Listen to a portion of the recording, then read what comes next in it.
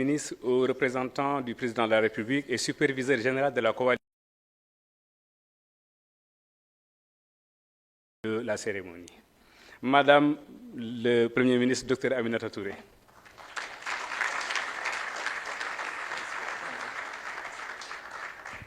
Merci beaucoup, Dr Djibril Togola. Monsieur le coordonnateur de la structure des cadres, Maître Abdoulaye Tine, Docteur Abdoulaye Tine, Mesdames, Messieurs les membres du Think Tank, honorables cadres venus de toutes les régions du Sénégal, mais également de la diaspora, chers invités, Mesdames, Messieurs, je voudrais tout d'abord vous remercier au nom de notre président d'honneur, le président Bassirou Diomaye Diakhar Faye. Vous remercier parce que vous avez chacun des occupations professionnelles intenses que vous avez décidé d'allier avec votre engagement politique au sein de la coalition Diomaye Président. Vous restez ainsi dans la longue tradition des intellectuels sénégalais qui, à chaque étape de notre histoire, ont contribué significativement à façonner notre système démocratique actuel tel que nous le connaissons. En tant que cadre engagé, votre rôle est fondamental pour aider les citoyens à comprendre les enjeux politiques et sociaux et surtout à décrypter les ambitions du président Bassirou Diomaye Faye. En cette période de questionnement général sur la marche du monde, votre rôle est de participer au débat sur la gouvernance, sur la démocratie, en proposant des idées, des modèles de développement visant à émanciper nos populations de la pauvreté, du chômage et de l'indignité sociale.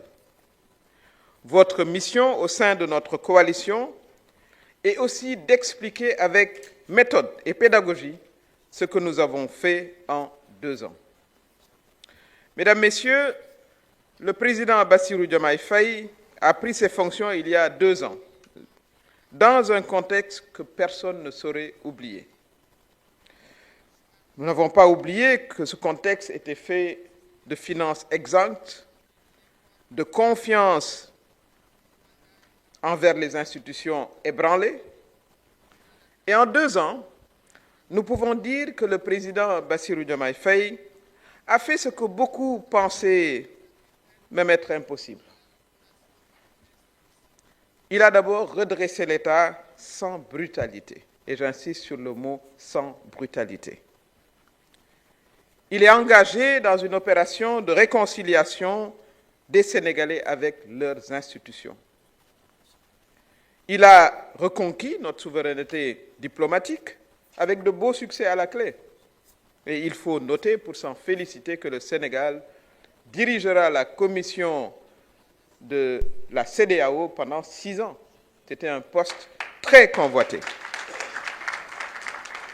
Le président Bassirou Diomaye Faye a aussi ouvert de nombreux chantiers structurels en matière de santé, d'éducation, d'infrastructure, de gouvernance qui changeront durablement le pays. Mais il a aussi beaucoup travaillé pour des politiques sociales qui toucheraient nos concitoyens les plus défavorisés. Pour rappel, et je crois que ce sera discuté ici, nous avons trouvé le niveau des bourses familiales à 300 000 familles qui étaient touchées. Après avoir nettoyé le fichier, puisqu'il était scorié de non-ayant droit, aujourd'hui, plus d'1 million de familles sénégalaises bénéficient des bourses familiales, dont le niveau a été relevé de 25 000 à 35 000 francs. Mes chers amis, nous restons néanmoins très lucides. Le chemin est encore long. Les attentes sont immenses et nous le savons. Et c'est précisément pour cela que nous sommes là, que nous avons décidé ensemble, comme intellectuels, comme cadres, d'accompagner le président Bassirou Diomaye Faye sur ce long chemin, ce long parcours, en ayant une posture particulière. celle d'expliquer sa démarche, mais aussi de l'enrichir et de la renforcer par nos propositions. Mesdames, Messieurs, nous ne sommes pas un rassemblement politique classique dans un processus, disons, de restructuration de notre coalition, tâche qui m'a été confiée. Mais nous comptons aller plus loin. C'est un rassemblement de cadres, mais qui a pour vocation d'être aussi un mouvement de rupture. Cela a été indiqué tout à l'heure par Maître Tine. Un mouvement de rupture qui doit durer et qui a besoin de cerveau, de structure et de cadres organisés pour changer définitivement le ton du discours politique dans ce pays. Je l'ai dit, les intellectuels ont eu la tradition de façonner le discours politique. Malheureusement, et c'est un peu de leur faute, ils ont choisi à un moment, lorsque les choses deviennent dures, de se retirer pour ne pas certainement se faire, voilà, il faut dire le mot, insulter, lyncher sur les réseaux sociaux. Mais il est temps que les intellectuels de ce pays retrouvent leur courage, parce que c'est une question de courage. Je considère qu'il y a, évidemment, et de manière très organisée, une volonté d'un groupe très minoritaire mais restreint, qui réfléchit sur la manière de pousser les intellectuels hors du champ public. Parce qu'évidemment, les intellectuels arrivent à éventrer la manipulation. Les intellectuels mettent sur la table et dans la conscience des citoyens les faits justes et réels. Les intellectuels ne se laissent pas facilement berner. Et les intellectuels sont capables d'éveiller les consciences populaires. Donc c'est aujourd'hui un impératif pour nous tous, intellectuels dans les partis ou dans la société civile, d'être ensemble. Ensemble ne peut pas dire nécessairement être encarté. Nous pouvons nous retrouver à des moments pour discuter de notre système démocratique, de notre système politique, économique, avec l'objectif commun de faire avancer notre pays. Donc ce think tank n'est pas une formalité, comme je l'ai dit, dans notre processus organisationnel, mais nous voulons en faire un outil intellectuel qui va servir, renforcer, approfondir les ambitions du président Bassirou Diomaye Faye. Et notre mission est triple. D'abord, nous devons anticiper, c'est-à-dire être en avance sur les défis et ne pas les subir. Cela est important. Ce que je disais, il faut changer le ton du discours politique, son contenu, voilà, sa portée, pour d'ailleurs éviter que les Sénégalais se disent ces politiciens, ils sont tous les mêmes et il n'est même pas nécessaire de s'intéresser à l'activité politique. Et ainsi, vous allez vers un affaiblissement du leadership d'une manière générale, parce que quand les gens ne votent pas, vous aurez des individus élus avec 10% ou 15%, on l'a vu dans les pays, avec une fausse légitimité au fond. Parce que la majorité des électeurs ont décidé de ne pas se rendre aux urnes parce qu'ils considèrent que nous sommes tous du même acabit, ce qui est très loin d'être le cas.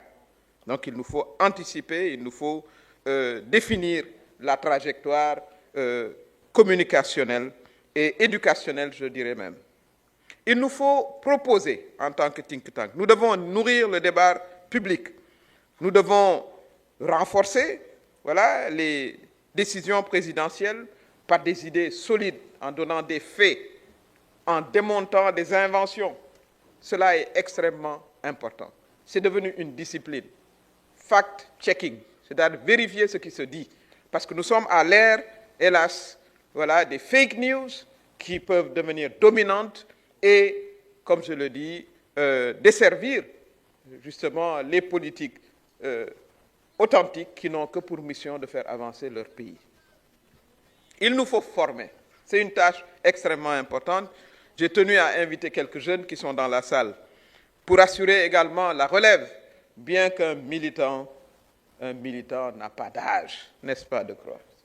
N'est-ce pas tous les jeunes, n'est-ce pas, recteur et moi-même, nous n'avons pas d'âge parce que nous sommes engagés pour notre pays. Mais il nous faut également tendre la main aux jeunes. Il nous faut préparer la relève, identifier les talents, faire émerger les compétences d'aujourd'hui et de demain, pour éviter justement que ceux qui n'ont ni compétences ni aptitudes monopolisent le débat public et influencent de manière négative l'opinion publique. C'est cela la politique sérieuse. C'est cela la différence entre une aventure et un véritable projet de transformation sociétale. Ce que nous attendons de nous-mêmes, parce que je me mets à l'intérieur du think tank, nous n'attendons pas juste une adhésion factice ou de façade, se déclarant cadre, non, ni de posture. Ce que nous souhaiterions voir, c'est de la compétence. Venez avec ce que vous savez tous faire, et chacun a une expertise qui lui est propre. Mais ne pas seulement attendre ce qu'on peut obtenir. Mais évidemment, on est engagé, on aimerait participer. Mais il faut venir avec ce qu'on a à offrir. C'est extrêmement important. Il nous faut de la loyauté de fond, celle qui tient dans les moments difficiles. Et les moments difficiles, maintenant, ils sont au quotidien, avec les attaques de gens courageusement installés derrière des formes de protection institutionnelle ou derrière un clavier sans se faire connaître. Donc c'est au quotidien qu'il faut affronter ces difficultés. Et évidemment, il nous faut de l'engagement. Il nous faut aussi beaucoup d'humilité. Nous n'avons pas besoin de cadres qui